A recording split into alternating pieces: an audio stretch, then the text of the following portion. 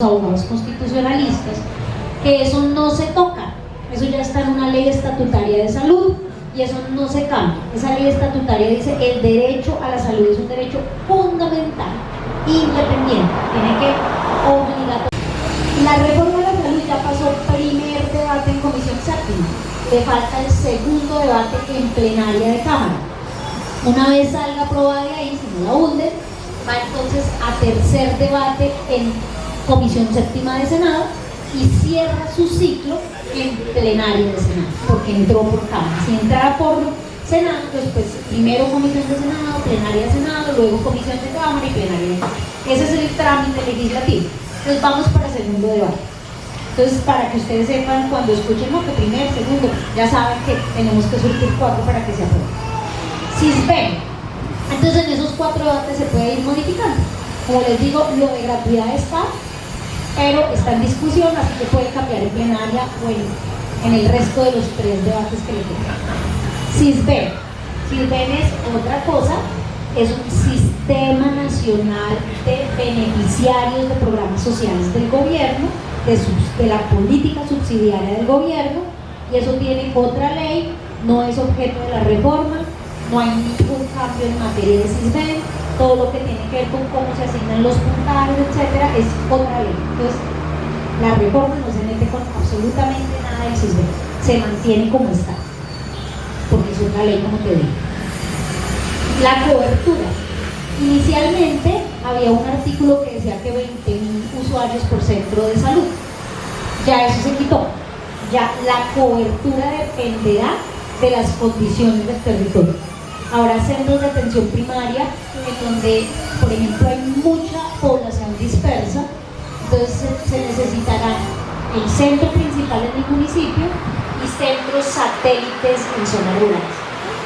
La reforma a la salud, y gracias por la pregunta, tiene un artículo sobre fortalecimiento, se llama Plan Nacional de Infraestructura, Dotación y Equipamiento Hospitalario, que quiere decir que se construirán nuevos centros, se recuperarán centros que fueron cerrados y que están pudriéndose en nuestras veredas, se dotarán, hay un plan nacional de infraestructura médica.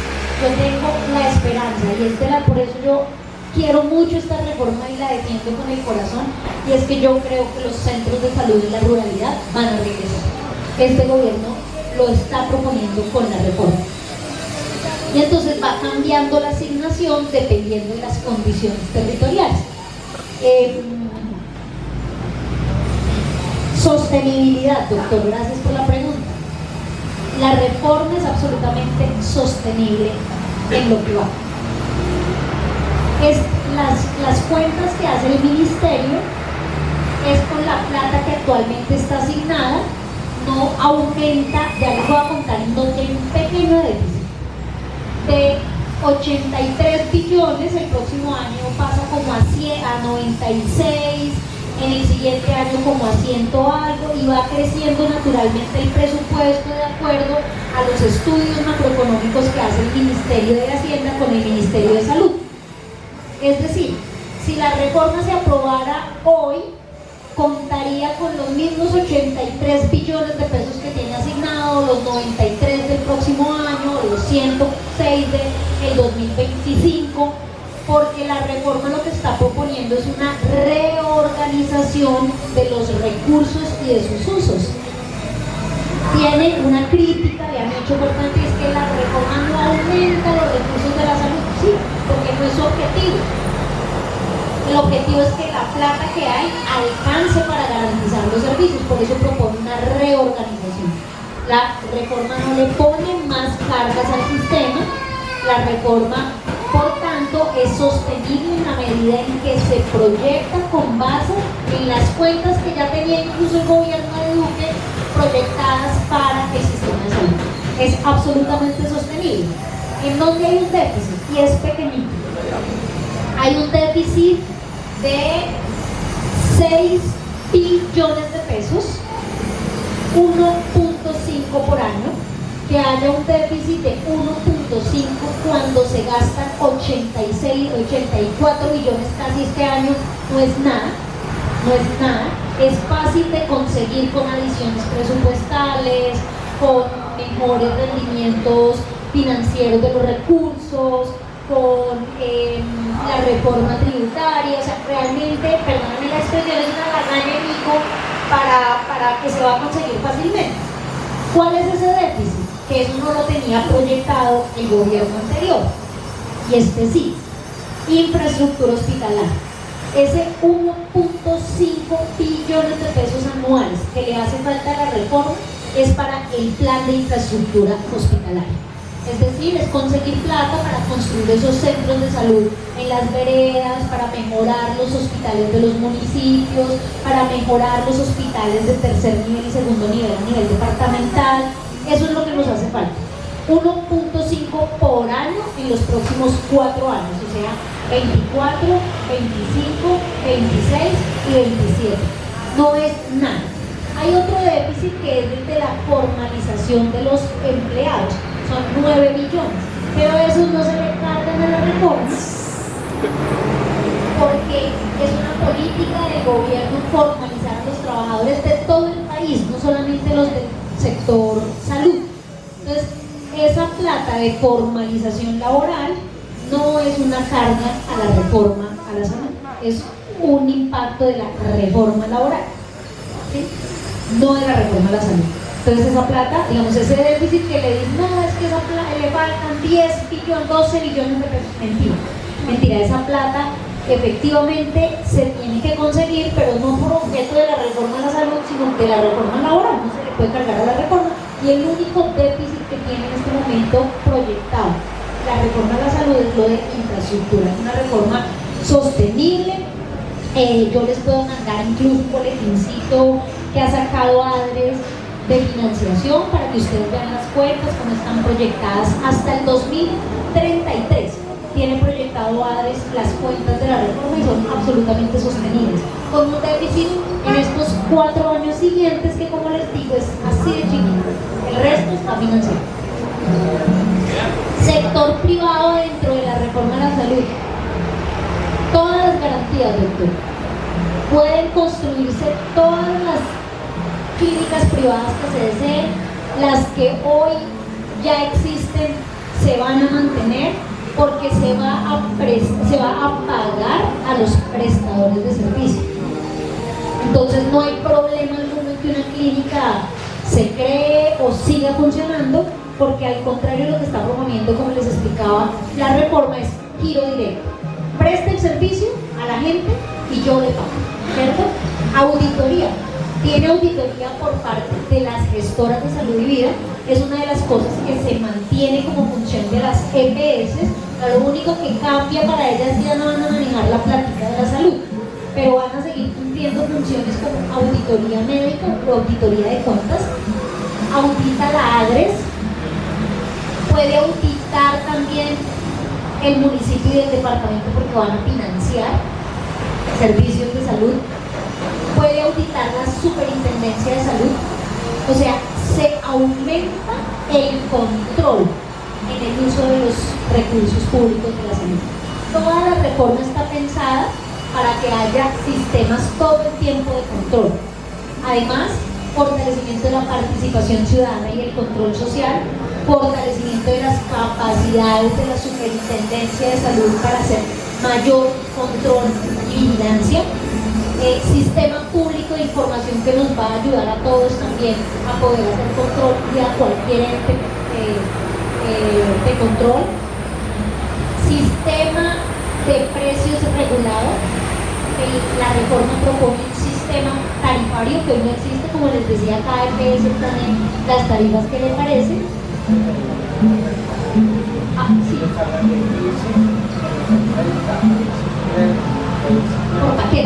Por paquetes o negociaciones en los contratos.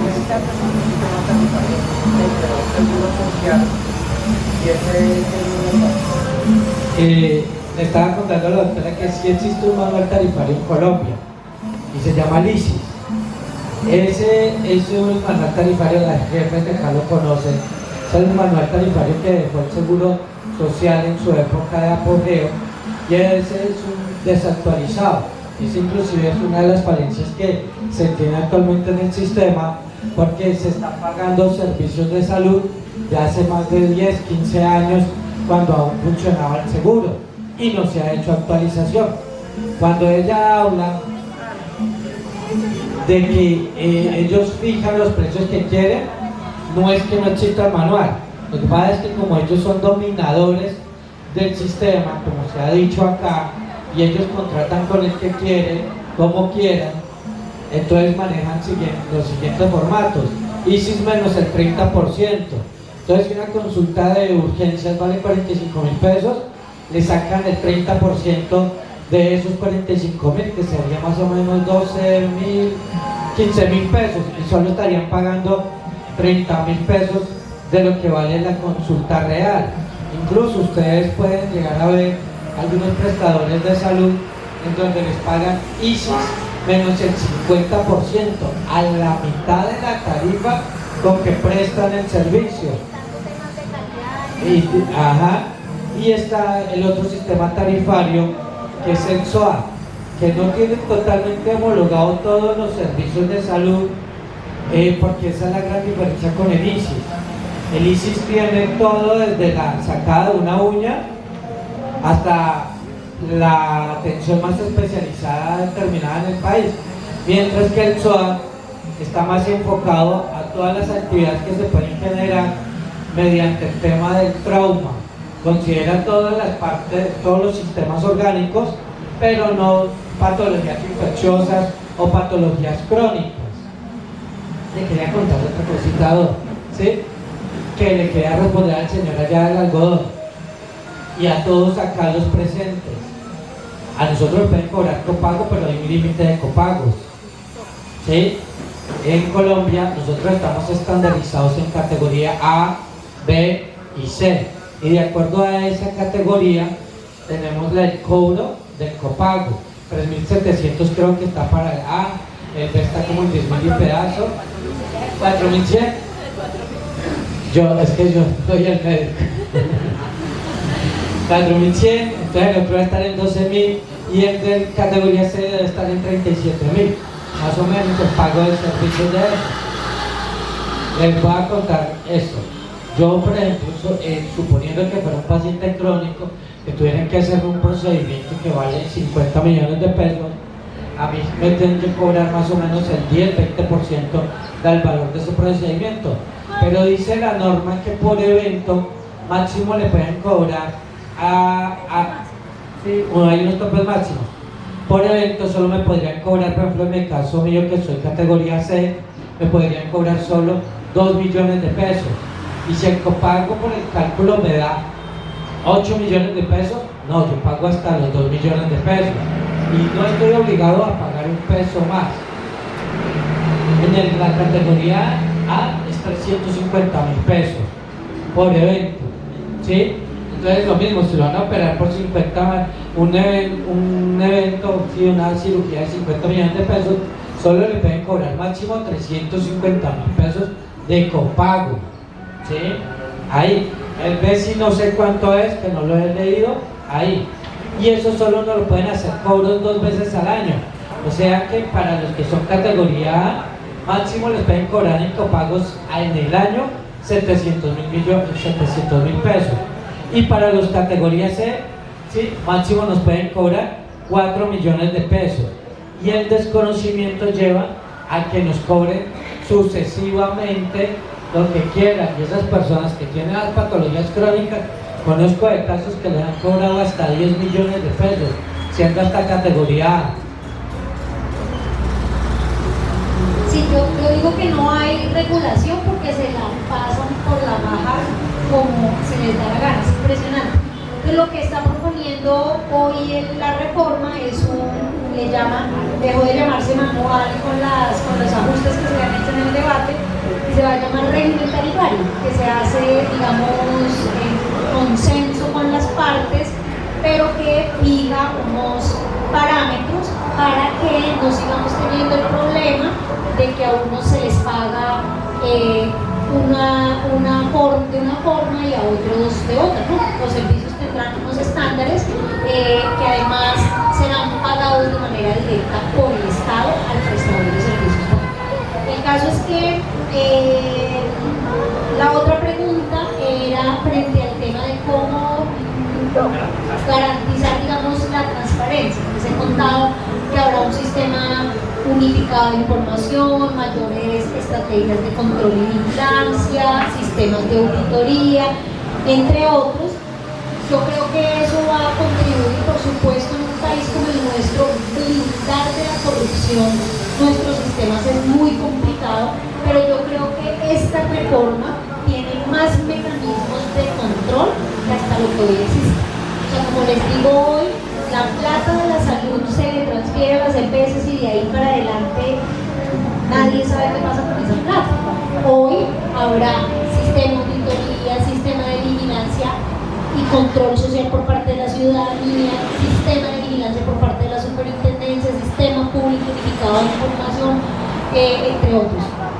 Entonces, yo creo que se va a blindar mucho más, que va a haber más control, que además va a haber más partes dentro del sistema, porque hoy hay una concentración de funciones en las EPS, o sea, ellas auditan, ellas definen la tarifa, ellas definen con quién contratan, ellas contratan y ellas pagan, o sea, hacen todo, es un monopolio absoluto que además lo manejan bajo régimen privado, entonces a nadie le rinden cuentas.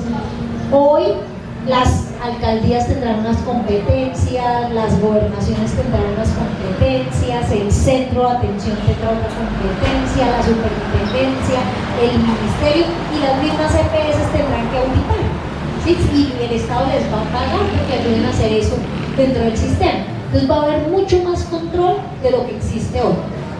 Decirte que me comprometo aquí públicamente que no va a haber corrupción, pues en un país como el nuestro, desafortunadamente, nuestra gran desgracia, es imposible uno de decidir cosas que de pronto después de unos años me toque venir a pedir disculpas.